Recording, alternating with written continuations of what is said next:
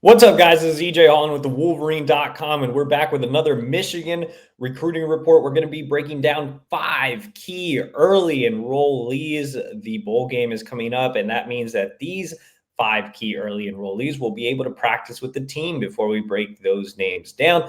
Make sure to like this video and subscribe to our YouTube channel for free. Get notifications every time we drop new videos. And also subscribe to the Wolverine.com. Use the promo code UM1. That's $1 for 2 months over at the Wolverine.com. Get exclusive recruiting information, transfer portal information, everything going on with the team heading into the bowl game. Basketball season is here, so don't miss out. Use the promo code UM1. That's $1 for 2 months at the Wolverine.com.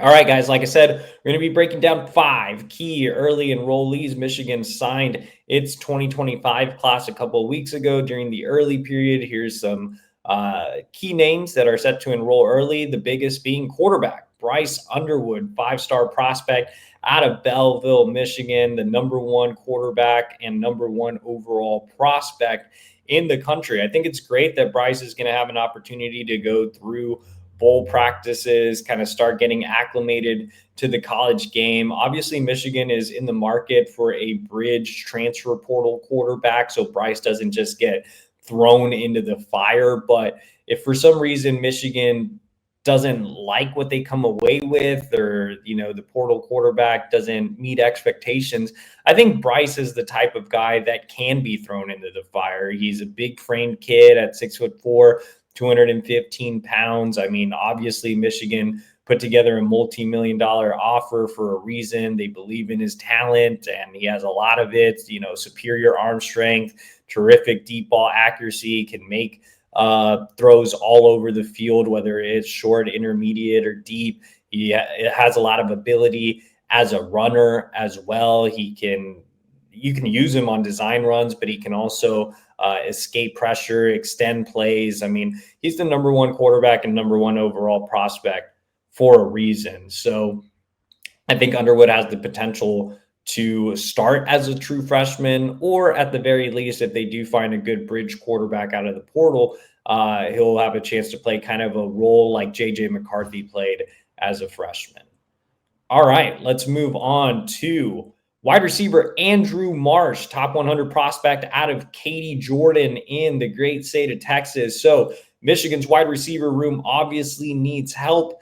Andrew Marsh can provide that right away. And I think being an early enrollee will only benefit him, as he'll be able to get in there, compete, go through spring ball, get acclimated to the college game, get a chance to work with wide receivers coach Ron Bellamy, and like I said, compete, show what he has during spring practices and in the spring game. So, Andrew Marsh isn't a burner. He doesn't have these elite track times, but he's a guy that is very physical, plays bigger than his size, one of the best in the air wide receivers in the country, terrific natural pass catcher.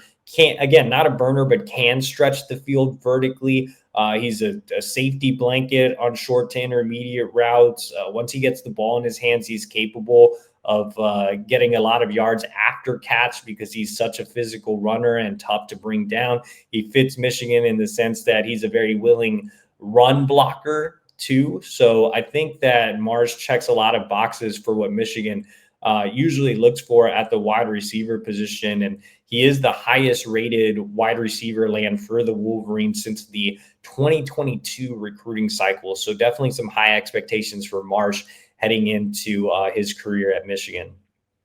All right, next up on the list is 5-star offensive lineman Andrew Babalola. Now, offensive tackles don't really make a ton of immediate impact. It's tough for an offensive lineman, specifically a tackle, to get thrown into the fire as a true freshman. But I think if any tackle can do it, it's Andrew Babalola. He's extremely smart. He's very, very athletic. The thing about Babalola is he still has so much upside. He didn't start focusing on football and wasn't a full-time starter on varsity until his junior year. So the upside's there. But the thing I like about Babalola is he's just naturally a physical run blocker and plays with a mean streak. And sometimes when you have basketball guys transitioning to football, they really lack that ability to get physical in the run game and finish, at least early on. It's something that has to be developed. But with Babalola, it's kind of just second nature. He's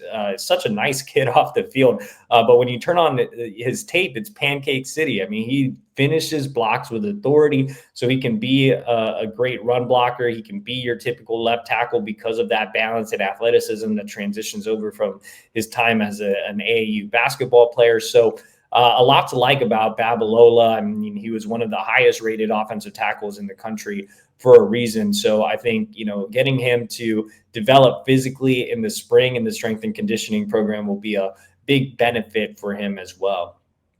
All right, let's flip over to the defensive side of the ball and talk about linebacker Nathaniel Owusu, one of the big wins for Michigan, close or on signing day. Obviously, he was the spotlight commitment that day. And I think that Michigan landed one of the best linebackers in the country, one of the best will linebackers in the country. He's a guy that fits that position really well. He has great sideline to sideline speed, very comfortable in coverage, kind of has that athletic build. He's a guy that, if he landed at a school that ran like a 4.25, he would be in that star position because he has great cover skills and he has that type of frame.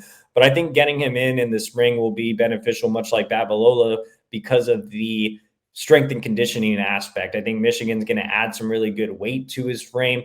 I think he could his instincts and his intelligence. I think he could also transition to being more of a Mike, depending on how much weight they do put on him. But I think there's going to be a need for Owusu to at least get into the rotation as a true freshman. And I mean, Michigan invested so much in his recruitment. He was the number one target on the board for basically the entire important part of the recruiting cycle. So I think getting him in the spring is huge.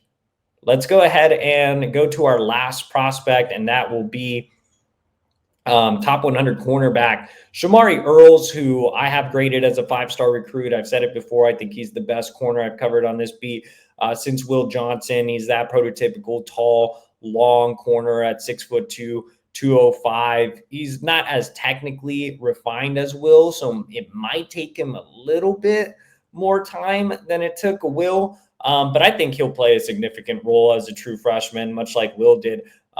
He's a better athlete than Will. I mean, the track times are terrific. He's a guy that ran in the 10.6s in the 100 meter. He had a top 10 long jump in the country, so top 10 distance. Just a terrific athlete. If you turn on his film, he's a great playmaker at wide receiver. So 6'2", 205 running in the 10.6s. I mean, that's an absolute freak of an athlete. So I think Shamari Earls has so much potential. He's a 5-star for me. I think he's going to come in and play right away, much like Will did, and will be kind of that lockdown corner and Will replacement for years to come. So those are 5 key recruits from the 2025 class that are enrolling early. For more in the 25 class as well as the 26 class, as we kind of turn the page here, make sure to subscribe to the Wolverine.com.